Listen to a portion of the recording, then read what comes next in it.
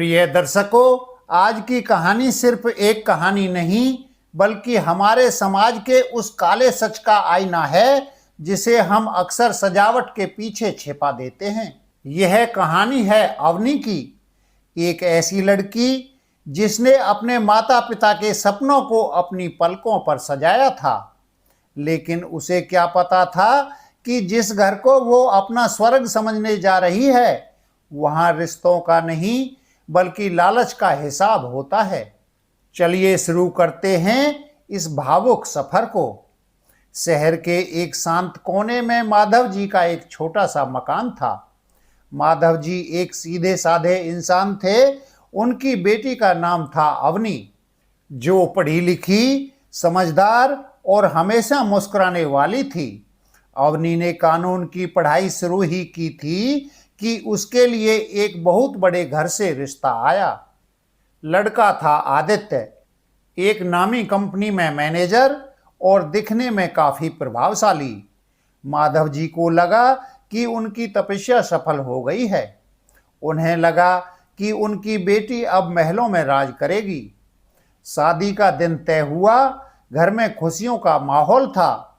माधव जी ने अपनी उम्र भर की जमा पूंजी, अपनी भविष्य की बचत, यहां तक कि अपनी पुश्तैनी जमीन का एक हिस्सा भी बेच दिया ताकि शादी में कोई कमी ना रहे।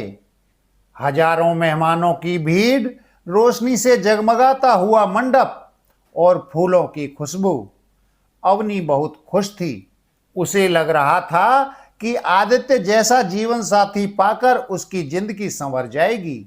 विदाई के समय जब अवनी अपने पिता के गले लगकर रोई तो माधव जी ने उसके कान में बस इतना ही कहा था, बेटा, अब वो घर ही तुम्हारा है, उसे खुशियों से भर देना।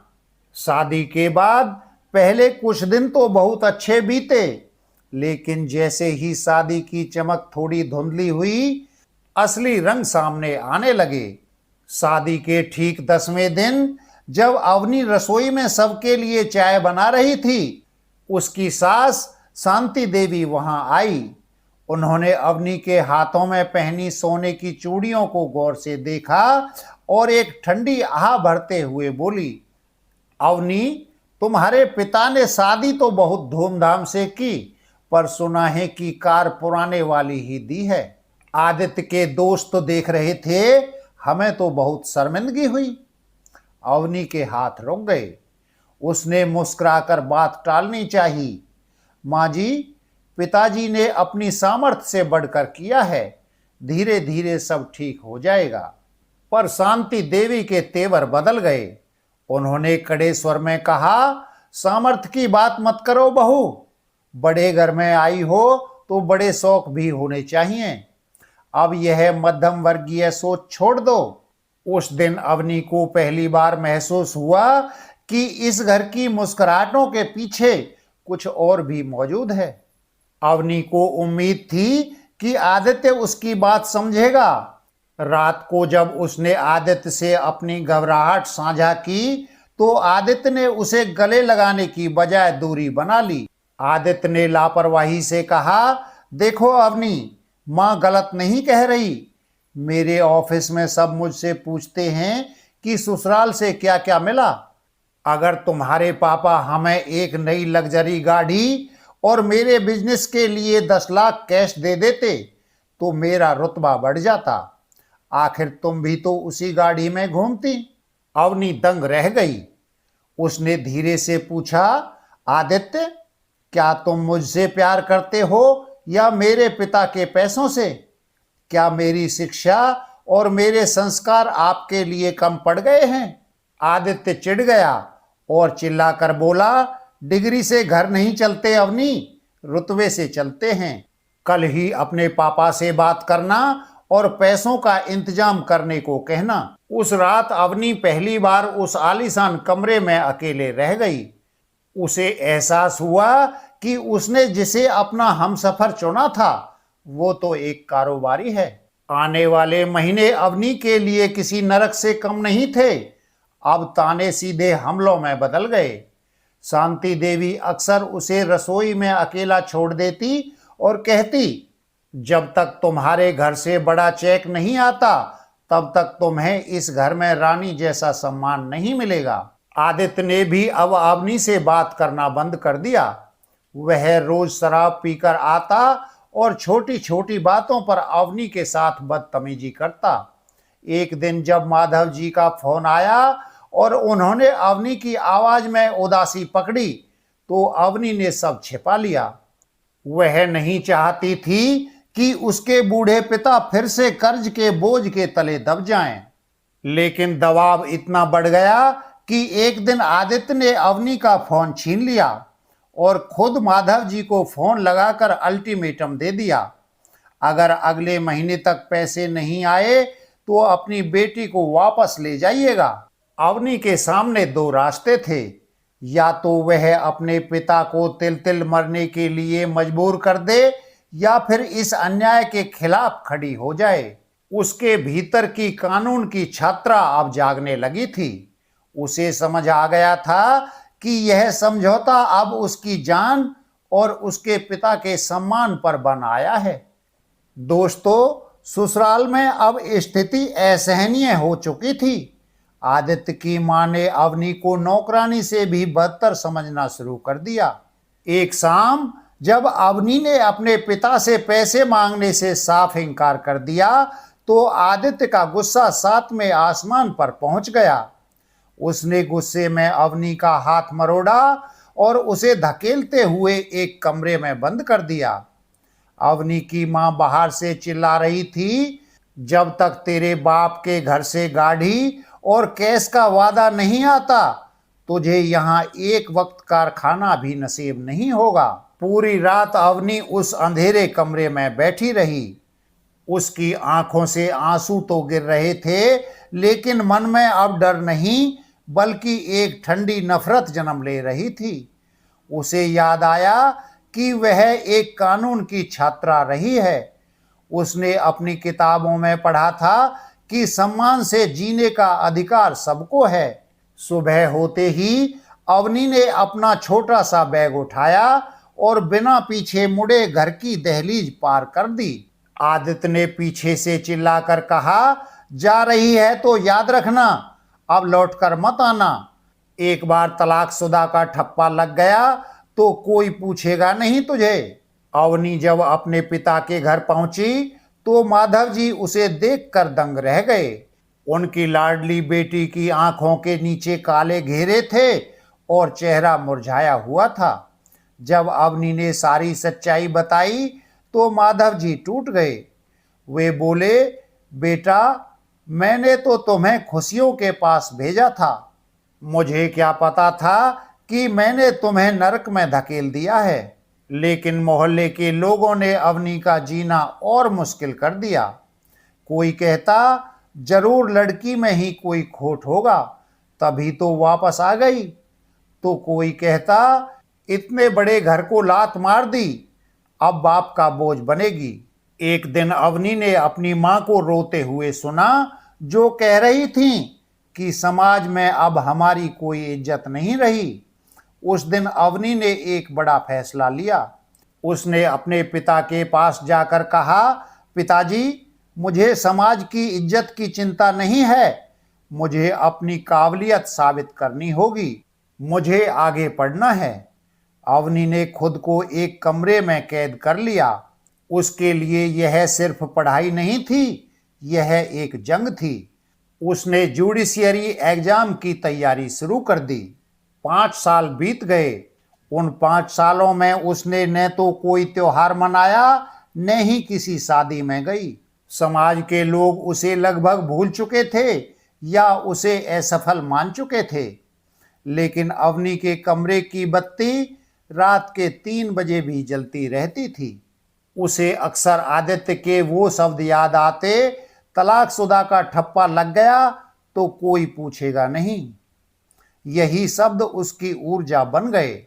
उसने पहले LLB पूरी की, फिर प्रतियोगी परीक्षाओं की तैयारी में अपनी पूरी आत्मा झोंक दी। माधव जी अपनी बेटी का हौसला देखकर अपनी गरीबी और तानों को भूल चुके थे। और फिर वह दिन आया जिसने सब कुछ बदल दिया। जुडिशियरी परीक्षा का परिणाम घोषित हुआ। मोहल्ले के लोग उस दिन सन्न रह गए जब अवनी के घर के सामने सरकारी गाड़ियां आकर रुकीं। अवनी ने न केवल परीक्षा पास की थी बल्कि पूरे राज्य में टॉप किया था। वह अब एक जज बन चुकी थी। जो लोग कल तक उसे ताना देते थे आज वे फूल लेकर उसके घर पहुंचने लगे।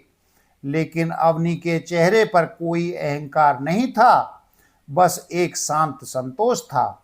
उसने काला कोट पहना और अपने पिता के पैर छुए। माधव जी की आंखों में वह चमक लौट आई थी जो 5 साल पहले खो गई थी। अवनी ने समाज के तानों और ससुराल के अपमान से उठकर खुद को एक सफल जज के रूप में स्थापित किया। अवनी को जज बने 2 साल बीत चुके थे। वह अपनी ईमानदारी और कड़क फैसलों के लिए जानी जाती थी। एक सुबह जब वह अपनी अदालत में बैठी फाइलों का मुआयना कर रही थी, उसकी नज़र एक नए केस पर पड़ी। यह दहेज प्रताड़ना और घरेलू हिंसा का मामला था। जैसे ही उसने अभियुक्त का नाम पढ़ा, आदित्य, उसके हाथ एक पल के लिए ठिठक गए। वही आदित्य जिसने 5 साल पहले उसे घर से धक्के देकर निकाला था। पता चला कि अवनी से अलग होने के बाद आदित्य ने एक और अमीर घर में शादी की थी। उसकी दहेज की भूख कभी कम नहीं हुई। उसने अपनी दूसरी पत्नी को भी उसी तरह प्रताड़ित किया, उसे मारा पीटा और पैसों के लिए घर से निकाल दिया। लेकिन इस बार उस लड़की ने कानून का सहारा लिया था। अदालत की कार्रवाई शुरू हुई। पूरे कमरे में सन्नाटा था।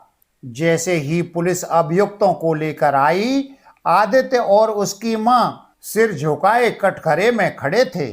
जैसे ही उन्होंने जज की कुर्सी की ओर देखा, उनकी रूह कांप गई। सामने काली पोशाक में, हाथ में न्याय की कलम थामे अवनी बैठी थी। उसकी आंखों में कोई पुरानी नफरत नहीं थी, बल्कि एक ऐसी चमक थी जो अपराधी को अंदर तक झकझोर दे। आदित्य के पैर डगमगाने लगे। उसे वह दिन याद आ गया जब उसने कहा था, तलाकशुदा को कोई पूछेगा नहीं। आज वही तलाकशुदा औरत उसकी जिंदगी और आज़ादी का फैसला करने वाली थी। शांति देवी, जो कभी अवनी पर चिल्लाती थी, आज हाथ जोड़कर रो रही थी। उसे लगा कि शायद पुरानी पहचान काम आएगी, लेकिन अवनी का चेहरा पत्थर की तरह सख्त था। उसके लिए वह अब उसका पूर्व पति नहीं बल्कि एक अपराधी था। गवाहों ने गवाही दी, दूसरी पत्नी के शरीर पर चोट के निशान और बैंक स्टेटमेंट ने साफ कर दिया कि आदित्य ने बार बार पैसों की मांग की थी। आदित्य का वकील उसे बचाने की कोशिश कर रहा था, लेकिन कानून के सबूत मजबूत थे। फैसला सुनाने से पहले अवनी ने अपनी कुर्सी से उठकर अदालत को संबोधित किया। उसकी आवाज पूरी अदालत में गूंज उठी। दहेज सिर्फ एक सामाजिक बुराई नहीं है, यह एक अपराध है जो इंसान के भीतर के सम्मान को खत्म कर देता है। जब एक परिवार बेटी को बहू बनाकर लाता है तो कुछ लोग उसे नोट छापने की मशीन समझ लेते हैं। उसने सीधे आदित्य की ओर देखा और कहा, आदित्य जी, आपने उस दिन कहा था कि रुतबा गाड़ी और पैसों से आता है। आज देखिए, आपके पास पैसा भी है और वह गाड़ी भी, लेकिन आपके पास सम्मान नहीं है। जिस स्वाभिमान को आपने कुचलने की कोशिश की थी, आज वही आपके कर्मों का हिसाब कर रहा है। अवनी ने अपनी कलम उठाई और ऐतिहासिक फैसला सुनाया। तमाम सबूतों और गवाहों के मद्देनजर यह अदालत अभियुक्त आदित्य और उसकी मां को दोषी करार देती है। इन्हें 7 साल के कठोर कारावास की सजा सुनाई जाती है और पीड़िता को 20 लाख रुपए का हर्जाना देने का आदेश दिया जाता है। जैसे ही हथौड़ा मेज पर पड़ा, ऑर्डर ऑर्डर, आदित्य फूट फूट कर रोने लगा। पुलिस उन्हें ले जाने लगी, जाते समय आदित्य ने एक पल के लिए पीछे मुड़कर देखा और बुदबुदाया, मुझे माफ कर देना अवनी। अवनी ने शांत स्वर में कहा, माफी की जरूरत नहीं है आदित्य, न्याय कभी निजी नहीं होता। आज कानून ने अपना काम किया है। अदालत से बाहर निकलते ही अवनी ने देखा कि उसके पिता माधव जी बाहर खड़े थे। उनकी आंखों में गर्व के आंसू थे। अवनी ने उनके पैर छुए। माधव जी ने उसके सिर पर हाथ रखा और कहा, आज मेरी बेटी ने सिर्फ मेरा ही नहीं, इस समाज की हर उस बेटी का सिर ऊंचा किया है जो खुद को कमजोर समझती हैं। दोस्तों, अवनी की यह कहानी हमें सिखाती है कि हमारे साथ क्या हुआ यह हमारे हाथ में नहीं है, लेकिन हम क्या बनेंगे यह पूरी तरह हमारे हाथ में है। दहेज मांगने वालों के सामने रोने से बेहतर है कि आप इतने काबिल बनिए कि वे आपके सामने नजरें न मिला सकें। अगर आपको अवनी का यह सफर पसंद आया हो तो इस वीडियो को उन सभी लड़कियों और पिताओं के साथ शेयर करें जिन्हें आज इस हौसले की जरूरत है। याद रखिए, शिक्षा ही वह शक्ति है जो आपकी किस्मत की लकीरें बदल सकती है। जय हिंद।